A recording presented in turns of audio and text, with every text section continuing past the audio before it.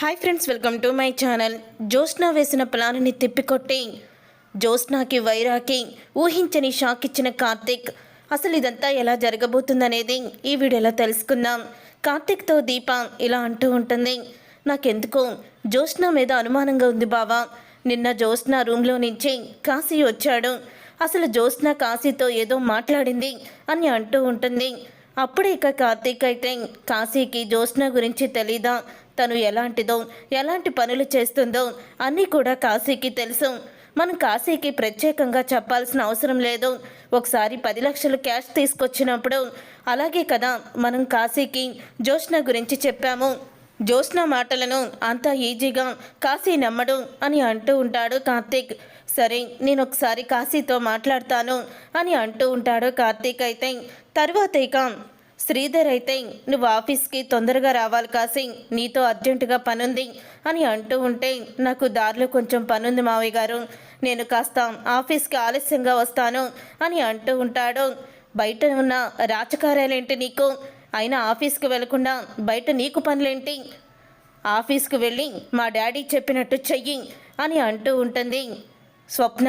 అప్పుడే కాశీ అయితే, మావయ్య గారు మీరు నన్ను తొందరగా రమ్మన్నారు, నేను మీకు సమాధానం చెప్పాను, ఎవరి మాట వినాల్సిన అవసరం నాకు లేదు అని అంటూ కాశీ అయితే కోపంగా బయటికి వెళ్ళిపోతాడు.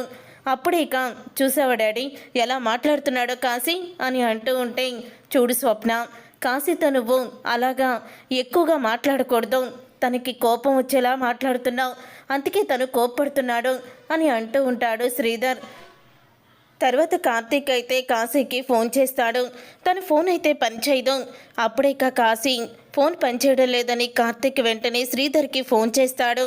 శ్రీధర్కి ఫోన్ చేసి అంటూ ఉంటాడు, కాశీ ఆఫీస్కి వచ్చాడా మాస్టారు అని అడుగుతూ ఉంటే, లేదు కార్తీక్ ఇంకా రాలేదు అని అంటూ ఉంటాడు శ్రీధర్.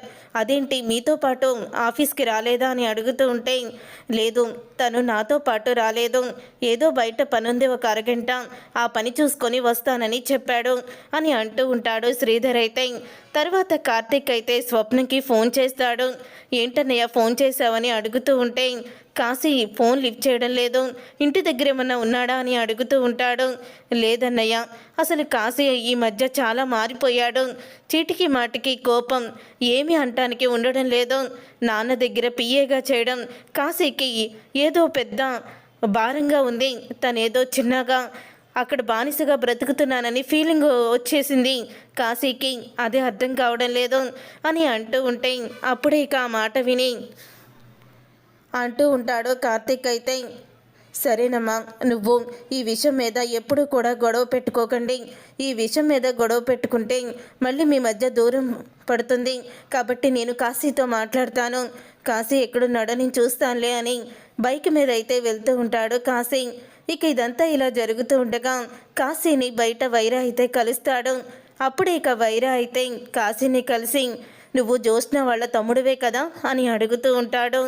అవును సార్, మిమ్మల్ని అక్కే పంపించిందా, మీరు నాతో ఏదో అర్జెంటుగా మాట్లాడాలని కాల్ చేశారు అని అంటూ ఉంటే, అప్పుడే ఇంకా ఆ మాట విని, అవును అయినా ఇంత టాలెంట్ ఉండి నువ్వేంటయ్యా ఆ జ్యోత్స్న రెస్టారెంట్ CEO దగ్గర పిఏగా ఉండడం, అయినా అతను మీ మావయ్య గారు కూడా అంట కదా, అసలు అల్లుణ్ణి ఎవరైనా పిఏగా పెట్టుకొని అలా గొడ్డి చాకరీ చేయిస్తారా? నువ్వు చదువుకున్న చదువేంటి, నీకున్న తెలివితేటలేంటి, నీ తెలివితేటలకి కనీసం గౌరవం కూడా ఇవ్వకుండా నీ తెలివితేటలకి ఆఫీసులో ఎంత మంచి జాబ్ ఇవ్వాలి, అలాంటిది నిన్ను పిఏగా పెట్టుకున్నాడు, అలా ఎలా భరిస్తున్నావయ్యా? కనీసం భార్య కూడా నిన్ను గౌరవించడం లేదని నేను విన్నాను, అలా బానిసగా ఎలా బ్రతకగలుగుతున్నావు నువ్వు అని వైరా అయితే కాశీకి లేనిపోనివన్నీ కూడా చెప్తూ ఉంటాడు. నేనేమీ అంత ఇబ్బంది పడ్డం లేదండి, నేను మామూలుగానే ఉన్నాను, నాకేమీ అంత ఇబ్బంది లేదు అని కాశీ అంటూ ఉంటాడు. కాశీ అలా అన్న తర్వాత అప్పుడే ఇంకా వైరా అయితే, మనసులో ఉన్న బాధని నీ ముఖంలోనే తెలిసిపోతుంది, నువ్వెందుకయ్యా దాచిపెడుతున్నావు అని అంటూ ఉంటే, నాకు అసలు జ్యోత్స్న నిన్ను ఎందుకు కలవమందో తెలుసా, నీకు మంచి ఒక జాబ్ ఇవ్వమని నీ ఫైల్ని తీసుకువచ్చి నా చేతికి ఇచ్చింది, అసలు ఆ ఫైల్ని చూస్తుంటే నువ్వేంటి పిఏగా ఉండడం ఏంటి అని నేను అసలు ఒక్క క్షణం ఆశ్చర్యపోయాను తెలుసా. అందుకనే నువ్వు నేను చెప్పినట్టు వింటే నీకు నేను ఖచ్చితంగా నా కంపెనీ సీఈఓని చేసి నీకు అరుదైన గౌరవాన్ని ఇస్తాను అని అంటూ ఉంటే ఒక్కసారి కాశీ షాక్ అయిపోతూ ఉంటాడు. ఏంటి చెప్పేది మీరు? నన్ను సీఈఓని చేస్తారా అని కాశీ అంటూ ఉంటాడు. అవును, అసలు నీ టాలెంట్ ఏంటయ్యా? నువ్వేంటి అసలు పిఏగా ఉండడం ఏంటి? కనీసం నీ భార్య తన తండ్రికి నిన్ను బానిసగా చూస్తుంది తప్ప ఒక భర్తన నా భర్త ఇంత గ్రేటో, ఇన్ని తెలివితేటలున్నాయి, మా నాన్న దగ్గర పిఏ ఏంటి, నా భర్త పిఏగా ఉండడు, నా భర్తకి అరుదైన జాబ్ ఇవ్వని చెప్పి తను చెప్పొచ్చు కదా, రికమెండేషన్ చెయ్యొచ్చు కదా. అయినా సరే అస్సలు కూడా చెయ్యలేదంటే అసలు వీళ్ళందరూ కావాలని నిన్ను తొక్కేస్తున్నారు, నిన్ను చెప్పు చేతుల్లో పెట్టుకోవాలని చూస్తున్నారు అని అంటూ ఉంటే అప్పుడే కాశీ అయితే అదేం లేదు అని అంటూ ఉంటాడు. ఏం లేదేంటయ్యా, నువ్వు కార్తిక్ బావ అంటున్నావు. మీ బావ కూడా నీకు అన్యాయం చేశాడు కదా. అసలు మీ బావ చెప్తే మీ మావయ్య గారు ఏదైనా వింటారని విన్నాను. మరి అలాంటప్పుడు ఏ మేనేజర్ సీట్లోనూ లేకపోతే అంతకన్నా ఎక్కువ పదవిలోనూ కూర్చోబెట్టాలి, అంతే తప్ప పిఏగా చేసి ఆఫీస్ స్టాఫ్ ముందు నీ పరువు తీస్తారా? చూడు కాశీ, ఇప్పటికైనా ఆలస్యమేమీ లేదు. జ్యోత్స్న తలుచుకుంది కాబట్టి నువ్వు ఇంత అరుదైన ఉద్యోగాన్ని పొందుతున్నావు. నా కంపెనీ సీఈఓ అంటే మామూలు మాటలు కాదు. కానీ నా కంపెనీ సీఈఓ అయ్యే ముందు నేను చెప్పినట్టు నువ్వు చెయ్యాలి అని అంటూ ఉంటాడు. మీరు చెప్పినట్ట ఏం చెయ్యాలి అని అంటూ ఉంటే ఖచ్చితంగా మీరు చెయ్యాల్సిందే అని అంటూ ఉంటాడు వైరా. అప్పుడు ఇక వైరా అయితే ఏం లేదు, నువ్వు అక్కడే ఉండి మీ మావయ్య గారు జ్యోత్స్న గురించి చెప్పే పాయింట్స్ అన్నీ కూడా తీసుకురా నా దగ్గరికి. 2 రోజులు నీకు సీఈఓ పదవిని ఇచ్చేస్తాను. ఈ 2 రోజుల్లో జ్యోత్స్న రెస్టారెంట్లో ఏం జరుగుతుందో మొత్తం ఇన్ఫర్మేషన్ అంతా నాకు ఫైల్ రూపంలో ఇవ్వు అని అంటూ ఉంటే సరే ఓకే అలాగే అని ఓకే కొడతాడు. డీల్ చేసుకుంటాడు కాశీ అయితే వైరాతో. కాశీని వెతుక్కుంటూ వస్తున్న కార్తిక్కి వైరాతో కాశీ మాట్లాడడం చూసి షాక్ అయిపోతూ ఉంటాడు. ఈ వైరా కాశీతో మాట్లాడుతున్నాడేంటి, ఇద్దరు షేకండ్ ఇచ్చుకుంటున్నారేంటి, అసలు వీళ్ళిద్దరి మధ్య ఏం జరుగుతుంది అని అనుకుంటూ ఉండగా అప్పుడే ఇక వైరా అయితే అక్కడి నుంచి వెళ్ళిపోతాడు. వెళ్ళిపోయిన తర్వాత కాశీ బయలుదేరేటప్పుడు కాశీకి ఎదురుగా కార్తిక్ అయితే నుంచొని ఉంటాడు. ఇక కార్తిక్ అయితే కాశీని చూసి ఏంటి కాశీ ఏం చేస్తున్నావు అని అడుగుతూ ఉంటే ఇదేంటి బావ ఇక్కడున్నాడు, నేను వైరా మాట్లాడుకునే మాటల్ని వినేశాడా అని షాక్ అయిపోతూ ఉంటాడు. ఏంటి కాశీ ఆఫీస్కి వెళ్లకుండా ఇక్కడేం చేస్తున్నావు? ఫోన్ చేస్తుంటే కనీసం ఫోన్ కూడా లిఫ్ట్ చేయడం లేదు, అంత బిజీ ఏంటి అని అంటూ ఉంటే బిజీ ఉంది బాబా, నాకెందుకు బిజీగా ఉంటాను, నేను మీ నాన్న దగ్గరే కదా పిఏగా చేస్తుంది అని అంటూ ఉంటాడు. అప్పుడే కాశీ మాటలో తేడా కనిపెట్టిన కార్తిక్ అయితే ఇలా అంటూ ఉంటాడు. చూడు కాశీ, నువ్వు చాలా అమాయకుడివి. ఎవరైనా ఏదైనా 4 మాటలు చెప్తే వాళ్ళు ఎంతో గొప్పవాళ్ళు, మంచివాళ్ళు అని మాటల్ని నమ్మేస్తావు.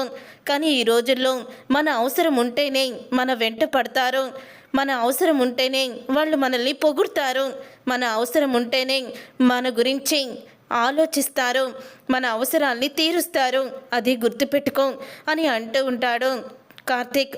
అప్పుడే ఆ మాట విని కాశీ అయితే బావా ఆయనతో నేను మాట్లాడడం చూసే ఇలా మాట్లాడుతున్నట్టున్నాడు, లేకపోతే జ్యోత్స్నక్క నాతో మాట్లాడిన విషయం తెలిసిపోయిందా అని అనుకుంటూ ఉంటాడు కాశీ. నేను ఆఫీస్కి వెళ్ళాలి బావా అని అంటూ ఉంటే అతనితో నువ్వేం మాట్లాడుతున్నావో, అతను ఎవరో నీకు తెలుసా అని అడుగుతూ ఉంటాడు కార్తిక్ అయితే. అతను ఏదో అడ్రస్ గురించి మాట్లాడుతున్నాడు అని అంటూ ఉంటే అడ్రస్ గురించి మాట్లాడితే తను వెంటనే వెళ్ళిపోవాలి, నువ్వు అతనికి షేక్ హ్యాండ్ ఇవ్వడం, తర్వాత కలుద్దామంటాం, ఏంటిదంతా, అసలు ఏం జరుగుతుంది కాశీ అని అడుగుతూ ఉంటే బావా అదేమీ లేదు అని అంటూ ఉంటే నిన్న జ్యోత్స్న గదిలోకి నువ్వెందుకు వెళ్ళావు, జ్యోత్స్న నిన్ను గదిలోకి ఎందుకు పిలిచింది, ఏం మాట్లాడుకున్నారు అని అంటూ ఉంటాడు.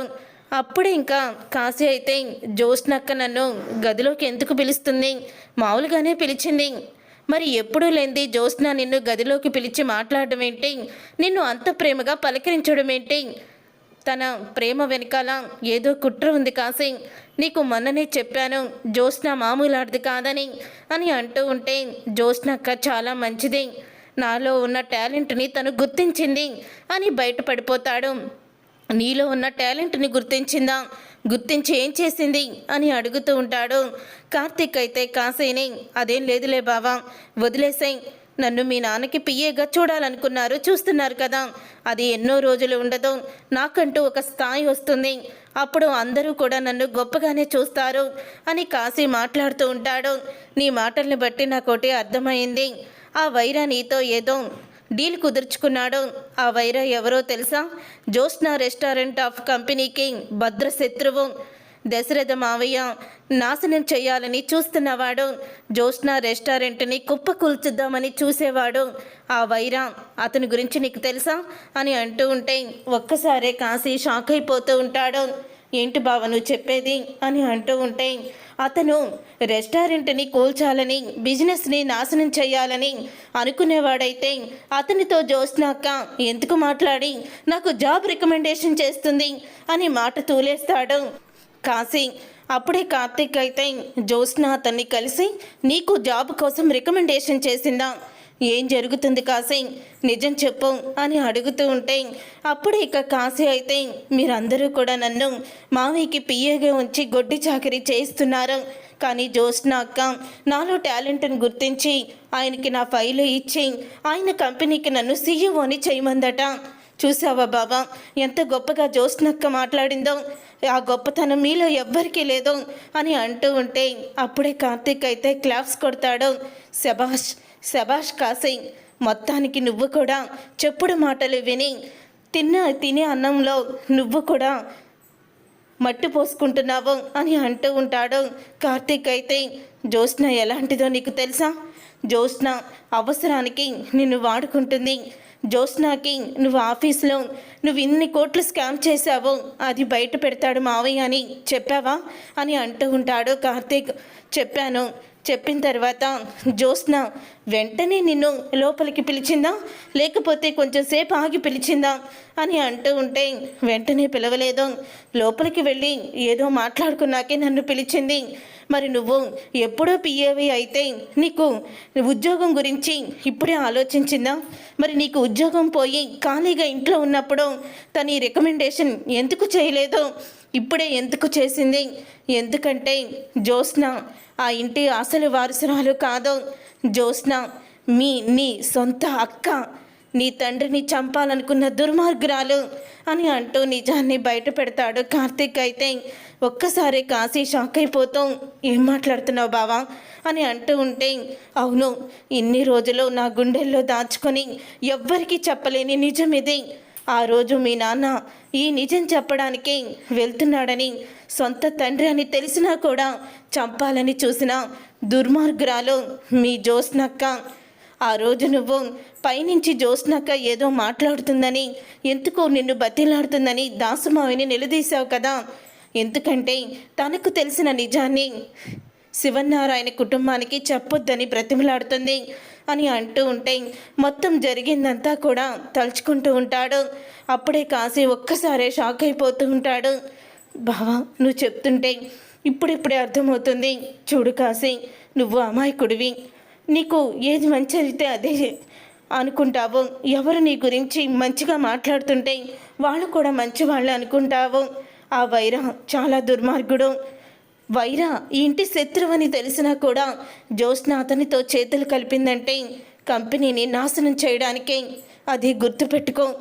నీతో మావయ్య దగ్గర ఉన్న తన సాక్ష్యాలు అన్నీ కూడా తారుమారు చేయించి అందరి ముందు మావయ్యని, మా నాన్నని సీఈఓ పదవిలో ఇచ్చి దింపాలని తను ప్లాన్ చేసింది అని అంటూ ఉంటే అప్పుడే ఆ మాట విని ఒక్కసారే కాశీ షాక్ అయిపోతూ ఉంటాడు.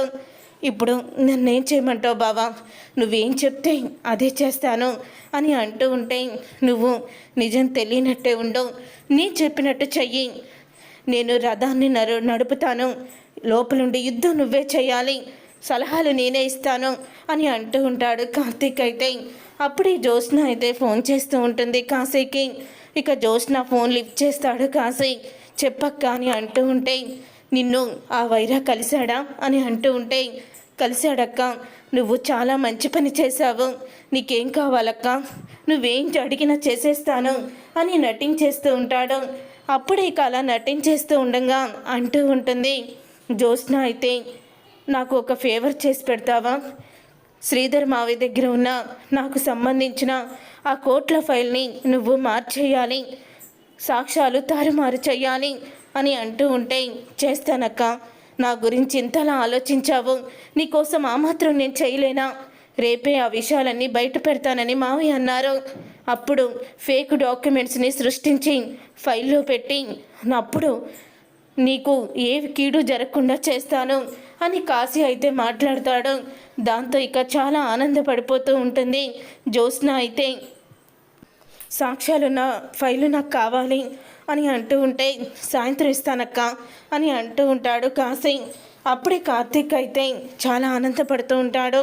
చూడు కాశీ, సాయంత్రం జ్యోత్స్నకి సంబంధించిన అకౌంట్స్ కాపీ ఫైల్ని నువ్వు తీసుకువెళ్ళి జ్యోత్స్నకి ఇచ్చేసాయి, అదే అసలు ఫైల్ అని నమ్మించు అని అంటూ ఉంటే, తప్పకుండా అని ఇక కాశీ అయితే, థ్యాంక్స్ బావా, నా జీవితాన్ని నువ్వు నాశనం అవ్వకుండా కాపాడావు అని అంటూ ఉంటాడు కాశీ. తర్వాత ఇక కాశీ అయితే అక్కడి నుంచి వెళ్ళిపోతాడు. వెళ్ళిపోయాక ఇక ఫైల్ అయితే రెడీ చేస్తాడు. రెడీ చేసి జ్యోత్స్న చేతికి ఇచ్చేస్తాడు. ఇదే నాకు అసలు ఫైలు, మావయ్య తీసుకొచ్చే ఫైల్లో ఏమీ ఉండదు, మావయ్యని అందరూ అవమానించడం తప్ప అక్కడ ఏమీ జరగదు. ఇన్ని రోజులు నన్ను అవమానించాడు కదా పియ్యేగా పెట్టుకొని, ఇప్పుడు తను కూడా అనుభవించాలి అని అంటూ ఉంటాడు కాశీ అయితే.